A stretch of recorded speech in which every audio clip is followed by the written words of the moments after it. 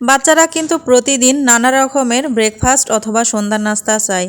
তো সেক্ষেত্রে আপনারা কি করতে পারেন, বাসায় যদি পাউরুটি থাকে তাহলে 1 পিস অথবা 2 পিস পাউরুটি এরকমভাবে মাঝখান থেকে কেটে তারপর এগুলোকে সুন্দর একটা ঘরের শেপ করে নেবেন। দেখুন ঘরের শেপ করে নেওয়া হয়ে গেছে। আমি মাঝখান থেকে এটাকে উঠিয়ে নিচ্ছি।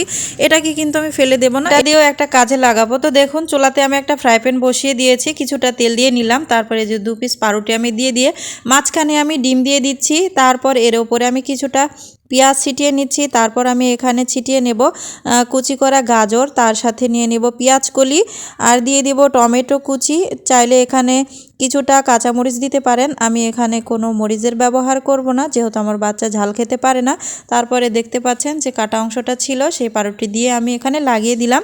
তারপর পাউরুটিটাকে আমি উল্টিয়ে নেব। উল্টিয়ে নেওয়াটা এটা স্কিপ হয়ে গেছে, মনে কিছু করবেন না আপনারা। তারপর এটাকে আমি ঢাকনা দিয়ে ঢেকে কিছুক্ষণের জন্য আবারও ওই পিসটাও লাল লাল করে ক্রিস্পি করে ভেজে নেব। তাহলে কিন্তু রেডি হয়ে গেল আমার ডিম সবজির স্যান্ডউইচ। এটা খেতে কিন্তু অসম্ভব মজা। যে কোনো বাচ্চাকে দিলে অথবা মেহমান আপ্যায়নে আপনারা যদি এটা দেন তাহলে কিন্তু সবাই খেয়ে অনেক অনেক বেশি প্রশংসা করবে। দেখুন এবার আমি এটাকে চুলা থেকে নামিয়ে গরম গরম পরিবেশন করে নিচ্ছি। মাঝখান থেকে কেটে নিলাম, দেখতেই পাচ্ছেন কি ধোঁয়া উঠছে। কেমন লেগেছে ভিডিওটি অবশ্যই জানাবেন।